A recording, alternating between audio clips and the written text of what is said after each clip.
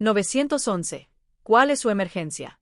Él me golpeó otra vez, necesito ayuda, por favor envíen a alguien.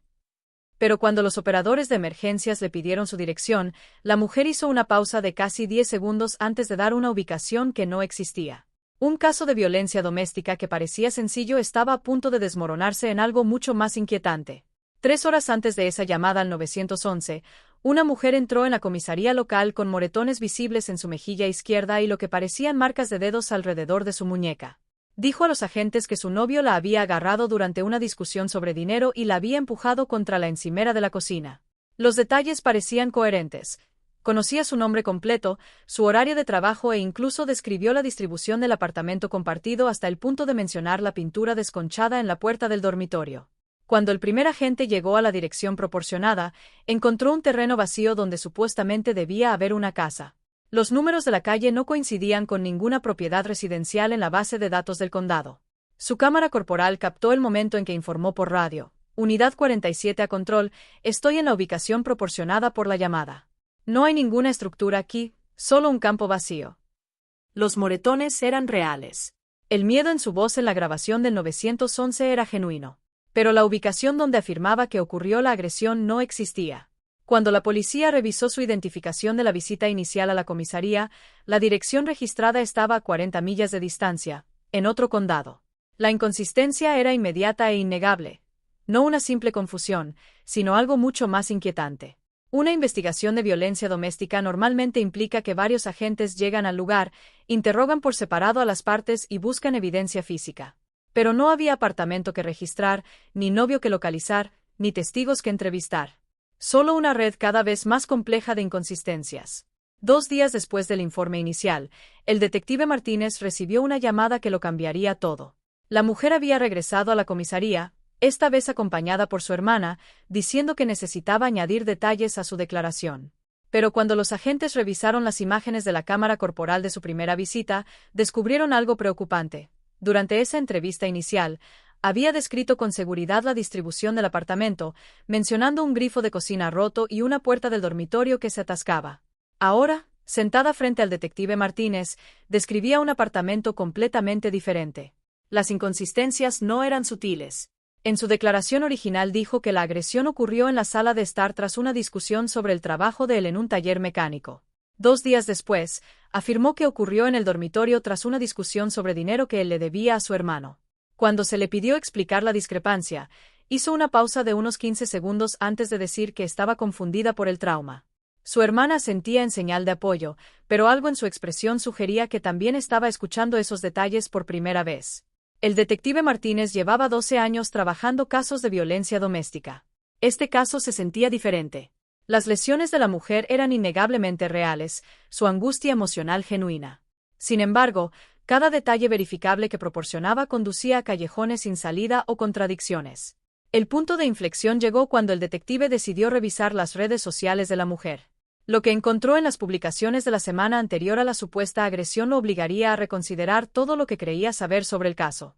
Según las secciones analizadas, donde el detective Martínez descubrió publicaciones en redes sociales que contradecían la cronología de la mujer, ¿confiarías en tu intuición sobre la historia de alguien si la evidencia física parece real? Deja tus pensamientos en los comentarios. Ahora veamos qué revelaron esas publicaciones. Las publicaciones fueron devastadoras. En los 3 días previos a la denuncia, publicaciones en Facebook e Instagram contradecían directamente su cronología. Capturas mostraban que presumía de un viaje de fin de semana con amigos a una cabaña junto al lago, exactamente el fin de semana que luego afirmó haber estado atrapada en una relación abusiva. Más grave aún eran los mensajes públicos donde decía a sus amigos que planeaba hacerle pagar por haberla dejado. La evidencia digital reveló conversaciones que contradecían su relato. Una publicación particularmente preocupante, 2 días antes de la supuesta agresión, mostraba que estaba investigando recursos de violencia doméstica, no como víctima, sino estudiando el proceso. El historial de navegación, obtenido posteriormente con una orden judicial, incluía búsquedas como cuánto duran los casos de violencia doméstica y qué pruebas necesita la policía. Pero el hallazgo más impactante apareció en mensajes privados. Las conversaciones revelaban un plan calculado para fabricar la agresión después de que su novio terminara la relación y empezara a salir con otra persona. Incluían frases como "ya verá lo que pasa cuando me dejas" y detalles sobre qué tipo de lesiones serían más creíbles sin causar daños permanentes. Al ser confrontada con esta evidencia en una segunda entrevista, finalmente se derrumbó. Admitió haber mentido y exagerado, y confesó haber provocado los moretones ella misma usando técnicas de maquillaje aprendidas en YouTube. Nunca había sido víctima de una relación abusiva, había creado una para vengarse del hombre que la rechazó. La investigación reveló algo aún más inquietante. No era la primera vez que presentaba denuncias falsas de violencia doméstica. Registros de otros condados mostraron un patrón de 3 años y 4 hombres diferentes. Cada caso seguía el mismo esquema: lesiones reales, testimonios emocionales y relatos que se desmoronaban bajo revisión. 3 años antes, denunció a un compañero de trabajo por agarrarle la muñeca. Cámaras de seguridad demostraron que no ocurrió, pero el hombre perdió su trabajo y enfrentó cargos durante 6 meses.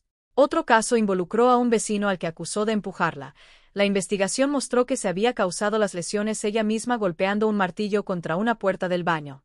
Cada caso era más sofisticado que el anterior, sugiriendo que había aprendido del sistema. El hallazgo más inquietante apareció en su historial de búsqueda eliminado: cómo hacer moretones creíbles, qué pruebas necesita la policía para violencia doméstica y cuánto duran las órdenes de restricción. Había convertido el sistema de denuncias en un arma. 6 meses después de su arresto, las consecuencias legales fueron rápidas. Recibió 18 meses de prisión y se le ordenó pagar indemnizaciones a las 4 víctimas. El caso se convirtió en un punto de inflexión en la forma en que el departamento manejaba estos casos. La investigación reveló fallos críticos del sistema que permitían el uso indebido de denuncias entre jurisdicciones.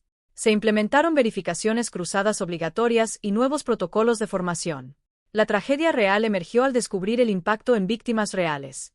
Las denuncias falsas contribuyeron a la desconfianza general hacia los casos de violencia doméstica, dificultando que víctimas auténticas buscaran ayuda. El detective Martínez ahora entrena a otros investigadores para detectar señales de casos fabricados. El patrón: lesiones reales combinadas con cronologías imposibles y detalles contradictorios, se convirtió en un estudio de caso. Suscríbete para casos que desafían todo lo que crees saber sobre víctimas y agresores. Mira el siguiente video.